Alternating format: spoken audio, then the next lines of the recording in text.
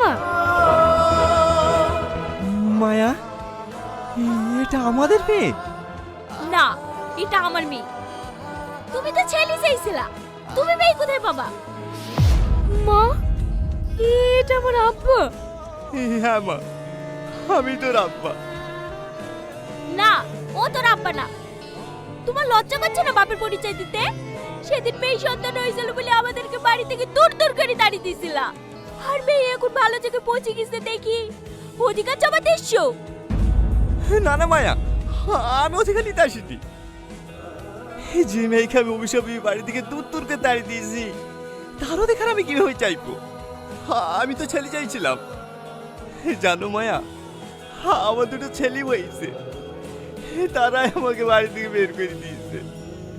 আমি সব সময় ভেবেছি শুধু ছেলেরাই পারে বংশের মুখ উজ্জ্বল করতে, কিন্তু না, তুমি দেখে দিয়েছো মেয়েরাও পারে বংশের মুখ উজ্জ্বল করতে। কন্যা সন্তান কোনো অভিশাপ না, কন্যা সন্তান হলো আশীর্বাদ, যারা মা বাবাকে সারা জীবন আগলে রাখে। তুমি অনেক সুখী মায়া, তুমি অনেক সুখী। তোমাদের উপর যে অন্যায় অত্যাচার আমি করেছি, তার শাস্তি আমি পেয়ে গেছি।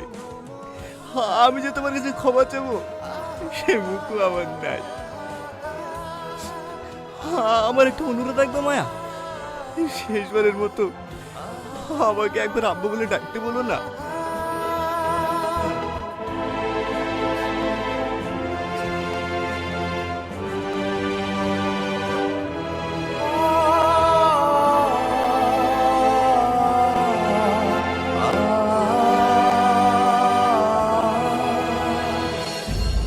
ঠিক আছে মায়া, বলতে হবে না।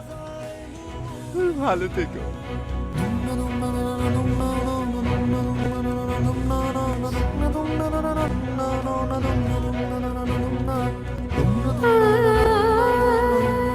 বুড়ি, জামা তোর আব্বাকে ফিরিয়ে আয়।